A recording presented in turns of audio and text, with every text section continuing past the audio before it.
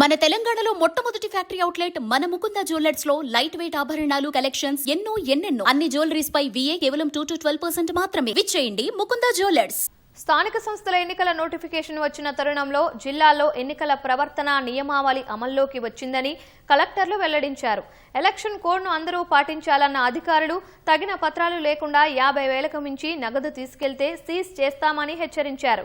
మెదక్ జిల్లాలో 21 మండలాల పరిధిలో 21 జడ్పీటీసీ, 190 ఎంపీటీసీ, 492 గ్రామ పంచాయతీ, 4,220 వార్డు మెంబర్ పదవులకు ఎన్నికలను పారదర్శకంగా కలెక్టర్ రాహుల్ రాజ్ తెలిపారు. స్థానిక సంస్థల ఎన్నికల నిర్వహణకు అన్ని ఏర్పాట్లు పూర్తి చేసినట్లు ఆదిలాబాద్ జిల్లా కలెక్టర్ అభిలాష వెల్లడించారు.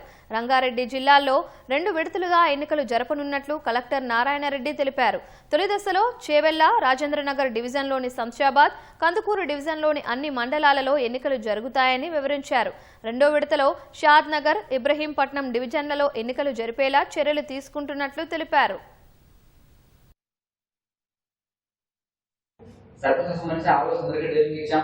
అట్లే ఈ 2 ఎలక్షన్స్ కావాల్సిన POs అంటే పోలింగ్ నిర్వహించడానికి కావాల్సిన POs అందరికీ కూడా మొదటి ట్రైనింగ్ పూర్తి చేస్తాం. ఇలా అన్ని మండలాల్లో ఫస్ట్ రౌండ్ ట్రైనింగ్ పూర్తి చేస్తున్నాం. ఒక కంట్రోల్ రూమ్ కూడా ఓపెన్ చేస్తున్నాం. దాంతో పాటుగా ప్రతి మండలంలో ప్రస్తుతం 2 టీమ్స్ యాక్టివేట్ చేసాం. ఒకటి మోడల్ కోడ్ కండక్ట్ టీమ్, ఒకటి రెండోది ప్రతి మండలానికి ఫ్లైయింగ్ స్క్వాడ్. వీటిని ఇప్పటికీ యాక్టివేట్ చేసాం. నోటిఫికేషన్ డేట్ నుంచి static surveillance teams, video teams కూడా యాక్టివేట్ చేయబోతున్నాం. బ్యాలెట్ బాక్సెస్ మన దగ్గర సఫిషియెంట్ బ్యాలెట్ బాక్సెస్ కూడా ఉన్నాయి. we are ready with the ballot boxes also. nodal officers for gram panchayat elections.